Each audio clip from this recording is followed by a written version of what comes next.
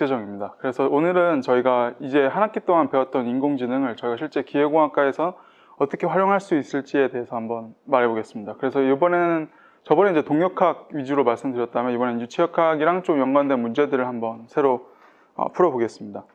그래서 먼저 이번 한 학기 동안 배운 인공지능은 일종의 여러 가지 기능을 가지고 있는 도구라고 생각하시면 되겠습니다. 그래서 먼저 각 기능을 살펴보자면 먼저 최적화의 기능을 가지고 있습니다. 그래서 저희는 CBX 파일을 통한 컨벡스 옵티마이제이션에 대해서 배워봤었고요. 그 다음은 이제 차원을 축소할 수 있는 기능을 가진다는 것입니다. 그래서 차원 축소의 방법으로 애널리티컬한 메소드로 PCA나 SVD 같은 걸 배웠고, 뉴럴 네트워크 메소드로는 오토인코더 같은 걸 배웠습니다. 그 다음에 인공지능은 이제 예측하는 기능을 가지고 있습니다. 그래서 예측하는 기능을 가지고 있고, 그래서 다양한 머신러닝 방법들하고 딥러닝 방법들을 배웠습니다. 이런 세 가지 기능 외에도 인공지능은 다음과 같이 이미지 전처리 기능, 그 다음 혹은 아니면 디텍터의 기능, 그 다음 새로운 데이터를 생성할 수 있는 제너레이터 기능을 가지고 있습니다. 이 세 개의 기능 같은 경우 대학원 수업 때 다루는 내용이기 때문에 이 링크를 참고해 주시면 감사하겠습니다. 그래서 위에 같은 저희가 이번 학기 동안 인공지능은 이제 새로운 도구로서 배웠는데, 이런 도구는 다음과 같은 세 가지 측면의 기능을 가지고 있다고 생각해 주시면 되겠습니다. 그래서 먼저 옵티마이저입니다. 그래서 최적화의 기능을 수행할 건데, 최적화는 사실 기계공학 분야랑 매우 밀접한 연관이 있습니다. 그래서 기계공학과에서 최적화를 어디 이제 수행하냐라고 보면, 먼저 토폴로지 옵티마이제이션이라고 다음과 같이 이제 위상 최적화가 있는데, 이런 형상이 있고 여기서 포스를 줘서 이런 형상이 이런 포스를 견딜 수 있는지를 판단하게 됩니다. 근데 이때 저희가 똑같은 포스를 견딜 때 가장 적은 재료를 사용하고 싶은 게 이제 토폴로지 옵티마이제이션이라고 생각하면 되겠습니다. 그래서 이렇게 많은 양의 재료를 사용해야 됐지만 토폴로지 옵티마이제이션을 거치니까 다음과 같이 적은 양의 재료만으로도 저희가 똑같은 힘을 견딜 수 있는 구조를 만들 수 있다라는 게 이제 토폴로지 옵티마이제이션이고, 공정 변수들을 최적화를 해서 생산량을 극대화한다든지에 이제 기계공학과에서 이런 최적화를 많이 사용하게 됩니다. 또 마지막으로 이제 이런 비행기를 디자인할 때도 디자인 변수들을 다 최적화를 시켜서 연비가 가장 좋은 비행기를 생산할 수 있고, 이런 식으로 이제 기계공학 분야의 최적화는 뗄래야 뗄 수 없는 존재입니다. 그래서 이번에는 좀 간단한 예시를 한번 가져와 왔습니다. 그래서 앞에서 말했듯이 디자인 변수들을 저희가 좀 이제 최적화를 하면서 어떤 특정 목적에 맞춘, 예를 들어 앞에서는 연비였고, 이번에는 이 포인트 1에서의 프레셔를 좀 맥시마이제이션 하는 이런 벤트리미터를 한번 설계해보자 라는 취지에서 본 문제를 한번 만들어 봤습니다. 그래서 먼저 저희가 옵티마이제이션 할 때 가장 중요했던 세 가지 컴포넌트가 오브젝티브 펑션이랑 디시전 버라이브랑 컨스트레인트입니다. 근데 오브젝티브 펑션은 이제 포인트 1에서의 프레셔를 맥시마이제이션 하는 거니까 이렇게 쓸 수 있는데, 이걸 이제 벤르누이 방정식을 이제 풀어보면 이런 식으로 다시 정리할 수 있습니다. 그래서 저희가 정해야 되는 건 이 디자인 변수들인 A, B, 그 다음 C인데, 그리고 각가지 A, B, C에 대한 컨스트레인트는 다음과 같이 주어져 있다고 가정을 해봅시다. 그럼 저희가 본격적으로 CBX 파이라는 저희가 배웠던 도구를 활용을 해서 이제 옵티마이제이션을 진행할 건데, 일단 지금은 맥시마이제이션 프로블럼이고, 이제 각각의 변수들을 A, B, C로 나타내면 이런 식으로 이제 표현이 되게 됩니다. 근데 맥시마이제이션을 이제 컨벡스 옵티마이제이션 형태로 풀려면 미니마이제이션으로 바꿔야 되니까, 저희가 수업 시간에 배웠던 듯이 그냥 맥시마이제이션 프로블럼의 오브젝티브 펑션 앞에 마이너스를 곱해서 미니마이제이션 프로블럼으로 만들어줄 수 있습니다. 그리고 이걸 다시 매트릭스 폼으로 만들게 되면 다음 같은 식으로 표현되고, 이제 각가지 x, f, h를 정의를 해서 오브젝티브 펑션을 만들고, 그 다음에 a, b랑 x를 다시 정의를 해서 이제 컨스트레인트의 식을 나타낼 수 있습니다. 이거 같은 경우는 CBX 파일을 수업 시간에 많이 다뤄봤기 때문에 자세한 설명을 생략하고, 그래서 결국 저희가 이제 ABC 이 포인트 1에서의 프레셔를 맥시마이제이션 할 수 있는 ABC의 값을 다음과 같이 이제 CBX 파일로 얻어낼 수 있는 것입니다. 이렇게 지금은 이제 간단한 예시로 디자인 변수들이 3개밖에 없고, 그 다음 오브젝티브 펑션도 베르누이 이퀘이션으로 내고 간단했지만, 사실 실제 이제 기계공학과에서 이런 옵티마이제이션, 예를 들어 토폴로지 옵티마이제이션 같은 경우는 이제 최신 인공지능 모델도 많이 사용되게 됩니다. 예를 들어서 제가 앞에서 이제 이게 이제 토폴로지 옵티마이제이션 아까 예시 들어준 건데요. 최신 인공지능 모델은 디퓨전 모델을 사용을 해서 이런 토폴로지 옵티마이제이션도 이제 진행을 하고 있습니다. 네, 그 다음에 이제 인공지능을 이제 차원 축소의 기능으로서 어떻게 사용할지에 대해서 한번 말씀드려 보겠습니다. 그럼 기계공학과에 왜 차원 축소가 필요할까라고 생각을 할 수 있는데, 이제 해석 시뮬레이션을 돌려본 친구들 알겠지만 해석 시뮬레이션 대부분이 이런 식으로 메쉬를 엄청 잘게 자른 다음에 각각의 메쉬에 대해서 계산을 진행하게 됩니다. 근데 이런 메쉬가 많으면 많을수록 당연히 계산 정확도가 높아지는 대신에 당연히 데이터도 되게 늘어나게 됩니다. 그래서 이런 이제 실린더 유동이 있는데 3차원 실린더 유동 데이터만 해도 50기가에서 뭐 80기가 정도 될 정도로 데이터의 양이 되게 방대하게 됩니다. 즉 이런 디바이스 레벨, 저희가 이 FEM을 통해서 푸는 이 디바이스 레벨에서도 데이터가 80기가 정도 되기 때문에 이 80기가로 뭘 분석하거나 아니면 뭘 실험을 다시 한다거나 이런 게 좀 되게 어렵게 됩니다.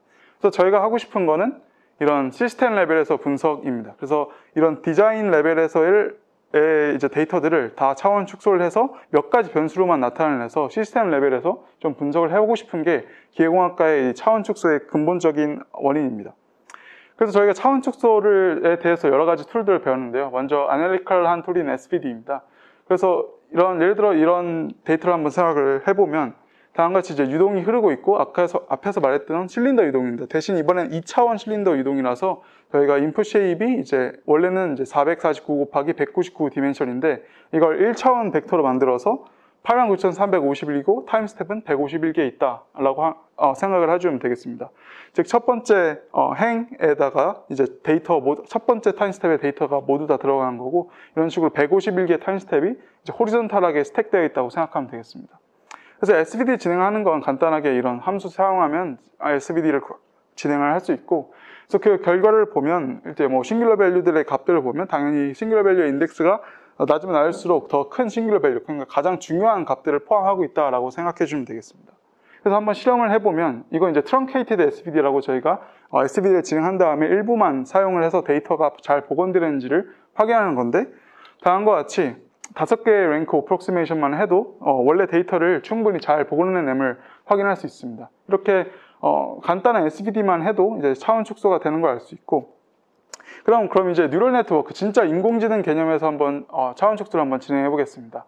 그래서 오토인코더를 사용하는 방법인데요. 오토인코더는 아시다시피 원래 이걸 다시 이제 벡터를 1차원 벡터로 만들어서 89,351차원이 들어가면 인코더는 저희가 레이턴트 스페이스로 차원 축소를 해주는 역할을 합니다. 근데 이때 레이턴트 스페이스의 디멘션은 저희가 결정하기 나름인데 이번에는 뭐 30디멘션, 10디멘션, 5디멘션, 2디멘션으로 한번 정의를 해봤다라고 생각해 주면 되겠습니다. 그럼 디코더의 역할은 뭐냐라고 하면 이 레이턴트 스페이스에서 원래의 89,351차원의 벡터를 복원해내는 것이 저희의 오토인코더의 디코더의 이제 목적입니다. 그래서 인코더랑 디코더 이렇게 각각에 짤 수 있고 이제 모든 레이어는 오토인코더이기 때문에 덴스 레이어를 사용하는 것입니다. 그래서 결국 이 인코더는 다시 말하면 이 레이턴트 스페이스, 뭐 2차원으로 차원 축소하는 역할을 하고 디코더는 이 2차원에서 다시 복원해내는 역할을 수행한다고 보면 되겠습니다.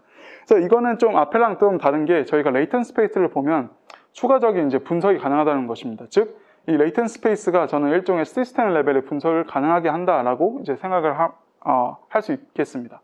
그래서 이런 레이턴트 스페이스의 중요성은 이거입니다. 그러니까 디멘션을 축소할 건데 이제 원래 89,351차원의 데이터를 30차원, 10차원, 5차원, 2차원 줄였습니다.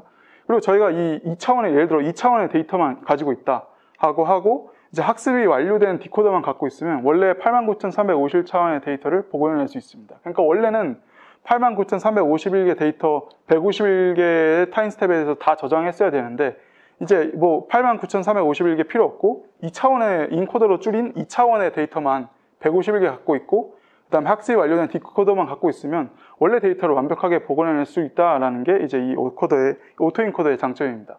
그래서 뭐 그 30디멘션으로 차원 축소한 다음에 다시 디코더로 복원해내면 이렇고 뭐 10차원도 비슷한 결과를 보이고 그 다음에 5차원도 비슷한 결과를 보입니다. 근데 여기서 제일 중요한 게 저는 2차원으로 줄였을 때라고 생각합니다. 이게 2차원으로 줄이게 되면 저희가 레이턴트 스페이스의 특성을 볼 수 있게 됩니다. 그래서 다음과 같이 보면 저희가 원래 이 89,351차원의 데이터를 봐서 발견하지 못했던 사실이 하나 있는데요. 레이턴트 스페이스를 2차원으로 나타내게 되면 이제 저희가 3타임 스텝이 30번마다 이렇게 한 주기가 반복되고 있음을 확인할 수 있습니다. 즉 이번 실린더 이동의 주기는 30타임 스텝이다라는 걸 알 수 있는데 이게 보시다시피 이렇게 한 바퀴 레이턴트 스페이스에서 한 바퀴를 돌 때 30타임 스텝이 걸리고 이걸 총 5바퀴를 돌기 때문에 즉 저희는 실린더 유동이 원래 151타임 스텝이 아니라 30타임 스텝이 5번 반복된다라는 걸 확인할 수 있습니다. 그러니까 원래 만약에 차원 축소를 하지 않았다면 저는 이런 사실, 즉 시스템 레벨에서 분석이 없었다면 이런 사실을 잘 알아내기 힘들었을 건데 이제 2차원으로 줄이다 보니까 새로운 사실이 눈에 이제 확 띄게 보인 것입니다. 그래서 저는 이런 기계공학 분야에서 차원 축소가 이런 시스템 레벨에서의 분석을 좀 가능하게 한다라는 차원에서 되게 중요한 것 같습니다. 그 다음 이제 어떻게 보면 이제 인공지능이 가장 많이 활용되는 게 예측을 할 때 많이 활용되게 됩니다. 그럼 이제 기계공학에서 저희가 예측을 수행하냐라고 하면 되게 엄청 많은 이제 예측을 수행하게 되는데, 예를 들어 뭐 베어링이 있는데 그 베어링이 고장 직전에 특정 주파수를 내게 됩니다. 주파수의 소리를 내게 되는데, 그 주파수의 그 신호 데이터를 받아서 저희가 미리 이제 이 베어링은 고장 날 것 같다라고 해서 뭐 수리를 하거나 교체를 해줄 수 있는 게 이제 뭐 기계공학계 예지 보전이라는 분야 중에 하나입니다. 두 번째는 다음과 같이 이제 뭐 시뮬레이션을 진행을 해서 이런 에어포일의 포스 디스트리뷰션을 구해서 드래그 코에피션트의 값을 예측을 해볼 수 있습니다. 여기서 근데 뭐 시뮬레이션인데 왜 예측이냐라고 할 수 있는데, 사실 시뮬레이션도 저희가 실제 물리 세계를 모방한 거기 때문에 일종의 예측 툴이 되겠습니다. 그 다음에 이제 구조의 안정성에 대해서도 이제 예측을 할 수 있는데, 예를 들어 뭐 이런 배에 이만큼의 힘을 가하면 얼마나 이제 구부러질까에 대해서 이제 예측을 해서 뭐 실제 결과도 이런 식으로 이제 구부러지는 걸 확인할 수 있는 이제 일종의 기계공학계에서도 어느 정도 예측을 수행하고 있다라고 생각해 주시면 되겠습니다. 그럼 이제 예측에 대해서 저희 엄청 많은 툴들을 배웠는데, 그 중에 가장 간단한 것이 이제 폴리노미얼 리그레션입니다. 그래서 이런 폴리노미얼 리그레션을 좀 유치학계랑 좀 비슷한 예시로 한번 만들기 위해서 이런 예시를 준비해 봤는데요. 예를 들어 이런 파이프가 있고 여기서 Q1이 계속 바뀐다고 가정을 하고, 저희가 P2 쪽에 센서를 부착을 해서 이제 포인트 2에 센서를 부착을 해서 P2의 프레셔 값들은 다 얻었다고 생각을 해봅시다. 그래서 Q1이 바뀔 때 P2 값은 다 주어져 있다. 근데 여기서 저희가 이렇게 다 잘 데이터를 얻었는데 P1이랑 A1 얻는 걸 까먹었습니다. 그럼 어떻게 뭐 실험을 다시 하거나 아니면 A1을 구하기 위해서 뭐 측정을 다시 한 거거나 라고 할 수 있는데, 저는 그러지 말고 이제 베르누이 이퀘이션 사용을 해서 이런 주어진 데이터 가지고 폴리노미얼 리그레션을 진행을 해서 앞에 있는 개수들을 예측한 다음에 A1 값이랑 P1 값을 다시 한번 유도를 해보겠다라는 취지입니다. 그래서 폴리노미얼 리그레션은 당연히 코드도 매우 간단하기 때문에 이렇게 될 수 있고, 폴리노미얼 리그레션을 이제 피팅을 한 커브가 되게 잘 맞는 걸 확인할 수 있습니다. 그래서 이런 앞에 코에피션트를 구한 걸 가지고 이제 앞에 있던 값들을 다시 역으로 이제 계산을 해보면 다음과 같은 수치를 얻는 걸 볼 수 있고, 그 결과는 이제 저희가 P1을 1로 세팅을 하고 A1을 0.5로 세팅했기 때문에 거의 이제 데이터에 노이즈가 있는 걸 감안을 하면 매우 정확한 예측을 수행했다라고 볼 수 있습니다. 그러니까 어떻게 보면 예측이라는 것 자체가 추가적인 실험이 필요하거나 추가적인 센서가 필요한 상황을 좀 더 무마할 수 있다라고 생각해 주면 되겠습니다. 그래서 각각 데이터가 있고 그 데이터를 충분히 활용해서 사용하는 센서의 개수를 줄일 수 있다, 혹은 아니면 뭐 실험을 더 안 해도 된다라고 하면 당연히 있는 데이터를 활용하는 게 좋겠죠. 그 두 번째 예시로는 이제 ANN 예시를 한번 가져왔습니다. ANN 예시를 설명하기 위해선, 자, 일단 여기서 뭐 물이 나오는 소스 오브 플로우가 있다고 치십시다. 근데 여기서 이제 버티컬한 솔리드 월이 있었고, 이제 소스가 이제 물이 나오게 되면서 이 버티컬 월에 튕기거나 혹은 이 소스 자체의 벨로시티 프로파일을 갖게 됩니다. 근데 저희가 이제 원하는 건 각 지점마다 벨로시티 값들을 원해서 저희가 예를 들어 뭐 XY의 격자를 짜서 각 격자마다 센서를 부착했다고 칩시다. 그리고 이 센서는 X축 방향의 속도랑 Y축 방향의 속도를 얻도록 이제 세팅을 된 것입니다. 그래서 저희가 갖고 있는 데이터를 보면 여기서 이 L도 저희가 1에서 3으로 계속 바뀌게 할 거고, 이 소스에서 나오는 그 물의 뭐 스트렝스도 1에서 3으로 바뀐다고 생각을 해봅시다. 그 다음에 각 격자마다 저희가 센서를 부착을 해서 이 U랑 B 값을 얻어낼 것입니다. 근데 갑자기 저희가 L은 2인 상황이랑 M은 2인 상황, 그리고 X가 1인 상황에서 이 Y축을 따라서 센서가 다 고장이 났다고 생각을 해봅시다. 그럼 센서가 다 고장이 났으면 저희가 원래 뭐 실험을 다시 해서 측정을 하고 뭐 새로운 센서를 사서 다시 실험을 해야 되겠지만, 이제 그러기가 어려운 상황일 수도 있습니다. 그럴 때는 저희가 원래 취득했던 데이터인 이 데이터들을 모두 다 사용을 하면 좋을 것 같습니다.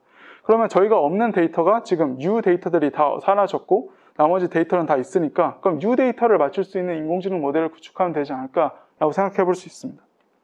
그래서 결국 인풋 데이터를 생각을 해보면 X, Y, L, M, V, 그러니까 이 각 격자 좌표 값들이랑 L 값이랑 M 값, 그 다음에 우리가 알고 있었던 V 값에만 주어져 있으면 이론적으로는 U 값을 예측을 해낼 수 있다는 것입니다.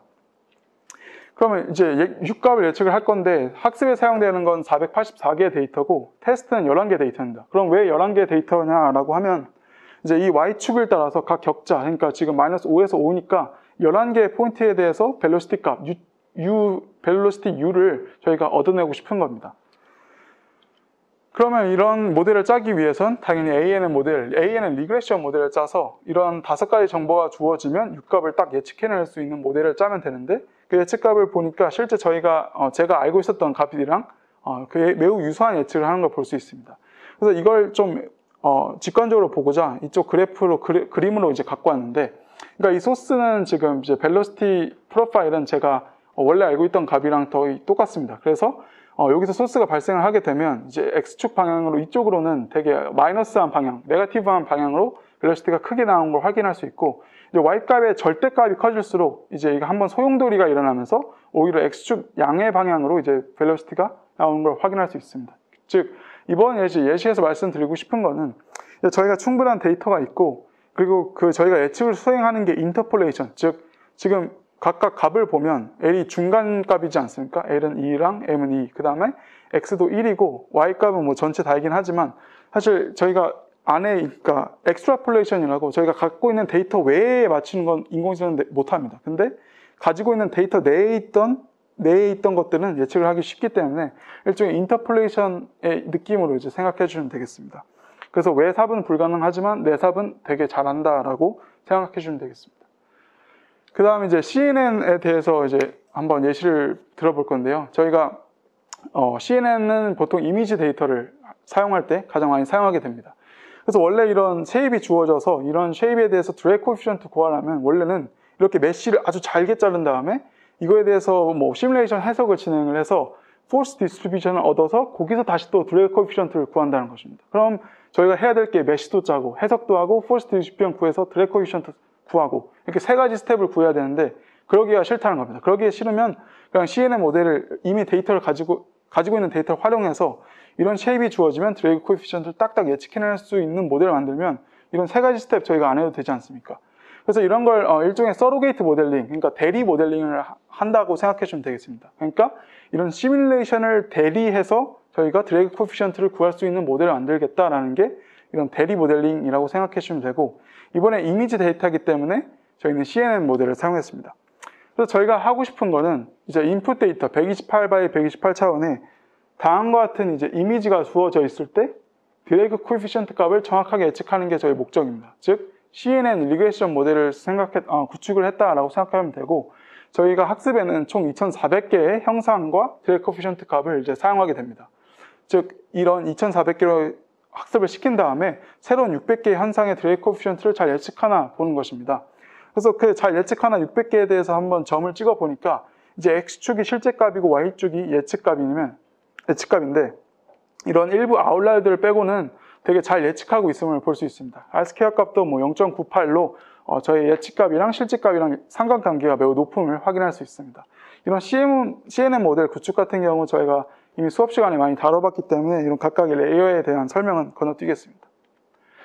그래서 몇 가지 예시를 가져와서 보면 이렇게 이런 식으로 이런 모양이 뭐 드래그 코에피션트 지금 마이너스가 붙어있긴 한데 마이너스는 다 빼고 뭐 1점 소수점 둘째 자리 정도로 이제 잘 맞추고 있음을 확인할 수 있습니다. 즉 원래는 저희가 이런 걸 진짜 드래그 코에피션트 구하려면 이걸 갖고 와서 메쉬를 쪼갠 다음에 이 메쉬에 대해서 시뮬레이션 진행을 해서 포스 디스트리뷰션 얻어서 드래그 코에피션트 구해야 되었었는데, 저희가 이미 데이터가 있으니까 그 데이터 활용해서 딱딱딱 예측만 해내면 되지 않느냐라는 이제 취지에서 이런 걸 준비해 봤습니다.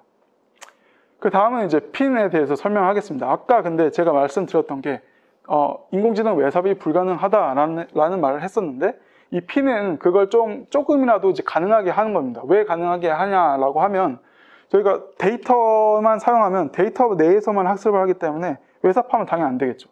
근데 그 외삽하는 그 영역을 아우르는 저희가 물리식을 인공지능에 주어줄 수 있다면 그럼 외삽이 이제 어느 정도는 가능하게 된다는 것입니다.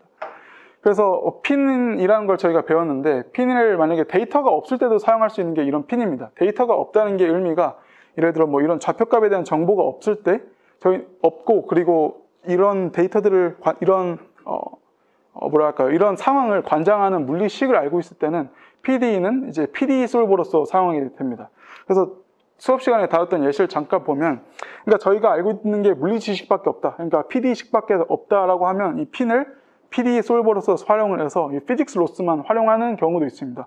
물론 이 친구도 이제 PD 이퀘이션을 얻었기 때문에 일종의 앞에서 말씀드렸던 뭐 시뮬레이션을 대체한다라고 생각하시면 되겠습니다. 그래서 이 친구도 이제 이런 PD식을 활용을 해서 학습을 진행할 수 있는데, 근데 여기다가 이제 추가적으로 데이터, 그러니까 여기서 UVP에 대한 값을 이미 알고 있다라고 하면 당연히 사용하는 게 좋겠죠.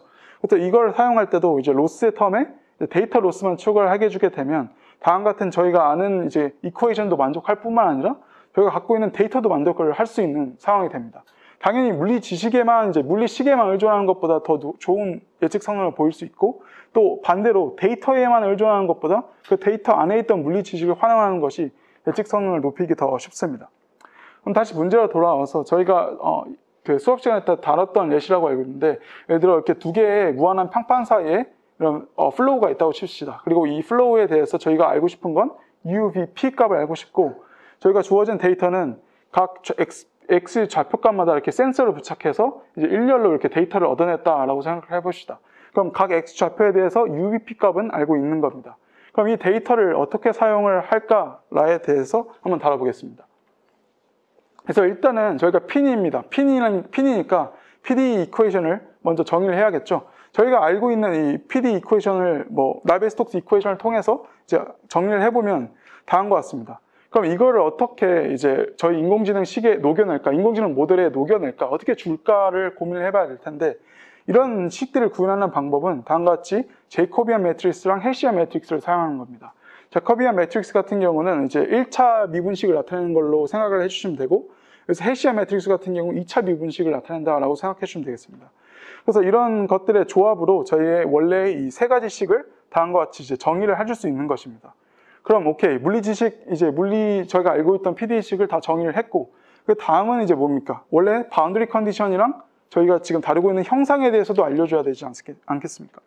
그래서 저희가 지오메트리라고 이제 이런 형상에 대한 정보를 또 제공을 하고, 그 다음에 각각 바운더리 컨디션에 대해서도 다음과 같이 이제 인공지능 식에 주어줄 수 있습니다. 그러면 저희가 지오메트리 줬고, 이제 앞에 PD식 줬고, 그 다음 바운더리 컨디션도 줬는데, 그래서 데이터는 어떻게 주냐라고 생각을 해봤을 때, 데이터는 바운더리 컨디션이랑 같이 주게 됩니다. 이런 식으로 저희가 알고 있었던 데이터들이 바운더리 컨디션이랑 같이 함께 이제 포함되게 됩니다. 즉, 데이터도 일종의 바운더리 컨디션으로서 핀에 제공되게 되는 것입니다. 그러니까 왜 바운더리 컨디션으로 제공되냐? 사실 이 바운더리 컨디션이라는 것 자체가 핀이 학습하는 과정에서 이 바운더리 컨디션을 무조건 만족을 하게 만들려고 이런 식으로 바운더리 컨디션을 따로 주게 되는 건데, 여기서 데이터도 예를 들어 바운더리 컨디션으로 처리를 하게 되면 핀이 학습을 할 때 이 바운더리 컨디션뿐만 아니라 데이터도 맞출 수 있게 이제 학습을 자연적으로 진행할 수 있게 되는 것입니다. 그래서 보면 이런 데이터들을 보면, 그래서 저희는 콜로케이션 포인트라고 핀에서 이런 점들을 찍어서 이 점들에 대해서 학습을 하는 건 수업 시간에 배웠을 것 같고, 이 데이터들은 어떻게 생기는지 보면 이 각각의 X 좌표값에 대해서 UVP 값이랑 UVK 값이 이제 주어지게 되는 것입니다. 그래서 이런 걸만 가지고도 이제 안에 있는 정확한 프로파일들을 예측하는 것이 저희의 목적입니다.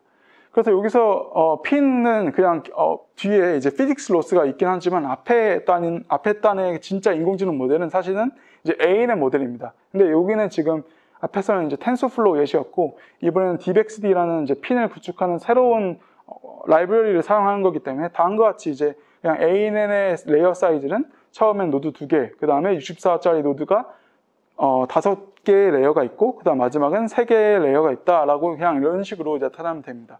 그래서 여기서 2는 뭐냐라고 하면 이 XY가 되겠고, 여기서 3은 뭐냐라고 하면 저희가 예측하고 싶은 UVP가 되겠습니다. 그래서 이런 좌표값이 들어가면 UVP를 예측하고 싶다라고 생각해 주시면 되겠습니다. 그래서 액티베이션이랑 컴파일러는 다음과 같이 설정을 해주면 되고, 그 결과를 보면 CFD 결과랑 어느 정도 매우 유사한 결과를 내는 걸 볼 수 있습니다.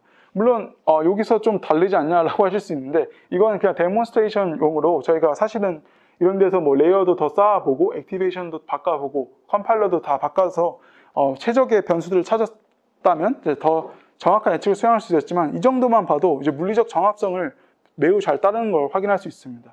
그러니까 저희가 데이터도 있고, 그리고 그 데이터를 관장하는 물리식도 있으면 그 두 개를 당연히 인공지능에 적용하는 게 오히려 당연해 보이긴 합니다. 그러면 그럼 나는 그런 거 필요 없고 난 빅데이터만 있으면 된다. 데이터만 한번 사용하는 케이스를 한번 봐봅시다. 그러니까 이거는 심지어 아까 데이터가 이제 좌표 4개 값에 대해서 주어졌다면 이번에는 12개 정도의 데이터, 빅데이터를 활용을 한 것입니다. 대신에 이 빅데이터를 활용할 때 알고 있던 물리식은 그냥 사용하지 않고 데이터만 가지고도 이 ANN으로 이제 예측을 잘 할 수 있나를 보는 것입니다. 그 결과를 보면 물리적 정합성이 전혀 맞지 않는 이제 예측을 하는 걸 볼 수 있습니다. 앞에 P는 물리식을 이미 알고 있었기 때문에 물리적 정합성 있는 예측이 수행 가능했지만 이 ANN 같은 경우 물리식이 없어서 그냥 데이터만 받았으니까 이 데이터 가지고 어떻게든 해보려고 한 게 결과가 이것입니다. 그래서 제가 여기서 말씀드리고 싶은 점은 저희가 기계공학자이지 않습니까? 그럼 기계공학자들이 보통 얻는 데이터들은 다 물리식이 어느 정도 있는, 물리적 지식이 어느 정도 있는 데이터일 것입니다. 근데 그런 물리 지식을 그냥 깡그리 무시하고 그냥 빅데이터만 모아서 해보겠다라고 하는 건 오히려 좀 저희 기계공학자로서의 거리가 있다고 생각을 합니다. 그래서 이제 인공지능을 저희가 예측할 때 사용할 거에 대해서 한번 정리를 해보겠습니다. 그래서 이런 인공지능을 예측자로 쓴다라는 건 진짜 인공지능 분야에서 가장 많이 사용되는 방법이고 제 경험으로서 이제 말씀드리면 보통 저희가 다뤄볼 데이터는 총 3가지 종류가 있을 것입니다. 첫 번째는 아까처럼 테이블러 데이터인데 이제 피직스가 없는 경우, 그러니까 뭐 A는 예시에서 X, Y가 주어져 있고 L도 주어져 있고 M 주어져 있고 V가 주어져 있을 때 U를 예측해보자 라는 예시에서 사실 X, Y는 좌표값이고 L이랑 M은 그냥 뭐 변수들이기 때문에 저희가 알 수 있는 정보, 물리적인 지식이 사실 없긴 합니다. 근데 이런 물리적인 지식이 없을 때는 그때는 폴리노미얼 리그레이션을 사용하는 예시도 있었고 ANN을 사용하는 예시도 있습니다. 그래서 이런 데이터도 물론 기계공학 분야에서는 이제 좀 드물 수도 있겠지만 물론 많이 존재하는 데이터고 또 이미지 데이터셋도 저희가 많이 다뤄볼 수 있습니다. 그 다음 마지막으로 제일 중요한 게 테이블러 데이터셋인데, 그러니까 아까처럼 엑셀 파일의 데이터셋인데 그 데이터셋에 물리가 있는 경우입니다. 그래서 물리식을 저희가 그런 데이터들을 관장하는 물리식을 알고 있는 경우에는 핀이랑 데이터를 같이 한번 사용하면 더 좋은 예측을 수행할 수 있다라고 생각을 합니다. 그래서 이번 예측에 대해서 정리를 해보자면 저희가 기계공학자로서 저희가 얻어내는 데이터들은 웬만하면 물리 다 있을 것 같은데 그런 물리 지식을 인공지능에 알려주는 것이 당연하게 예측의 정확도를 높일 수 있다라고 이제 말씀드리고 싶습니다.